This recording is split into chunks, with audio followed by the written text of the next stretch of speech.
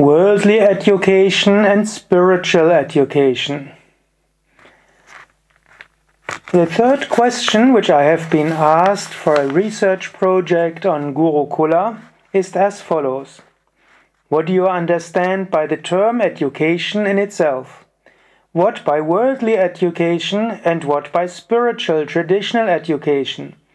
Are they both contradicting each other, complementing each other? Well, worldly education is the education in what you need to be in the world. You have and again in the worldly education you could say you have 4 different parts of education. On one hand side you have the professional education with which you can afterwards earn your livelihood. The second is you have an intellectual education. This means you learn science and you learn the history and philosophy and literature and so on. So you got a broad mind. And the third part of the worldly education is the arts. So in the modern Western and even in the ancient Greek and Indian education, it was important that you also learn a little bit about arts. You learn literature and music and also you learn painting, architecture and so on. So parts is you learn to write something, you learn to sing or play an instrument, and you also learn to paint and so on. That's the third part of worldly education, the arts. And then you have a fourth part of education, that is the physical education. And the physical education, you learn sports and so on. So these 4 parts of the education, altogether you could say is the worldly education. And it's important to do education on all these 4 levels. But of course there's a 5th kind of education, which always used to be part of the education, which today doesn't play much of a role anymore. That is the spiritual education. You could also say religious and spiritual education. Of course today, in Germany especially, religion is still taught in school. You can also say you don't want to be part of it, you don't want your child to be part of it, but it still exists.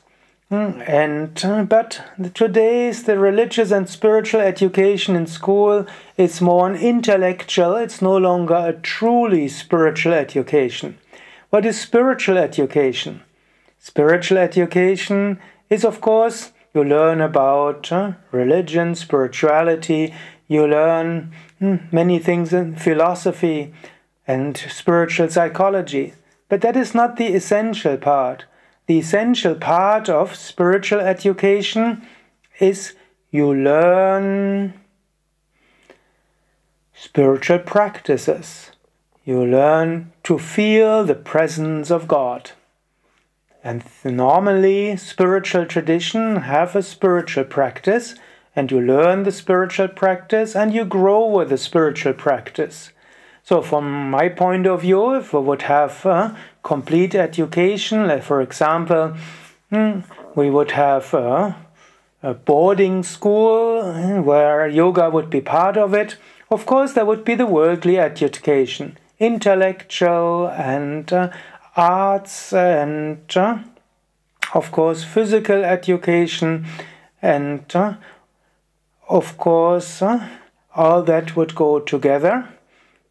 And of course professional education, so you're prepared for some specific profession. Of course the professional education comes comparatively late. First you need to have the basis. And the spiritual education would be that students would learn asanas and pranayama and meditation and rituals, and they would learn to have spiritual experiences.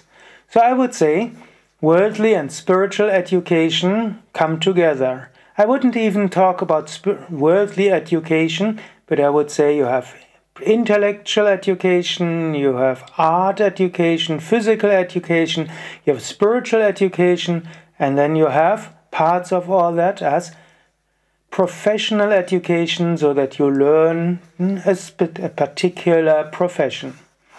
Again, you have the preschool, you have in Germany we call Grundschule, ground school, the first 4 years.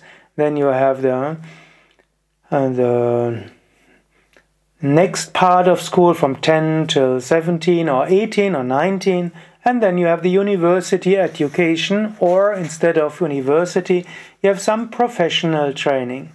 So it all makes sense, but it should be complemented by spiritual education.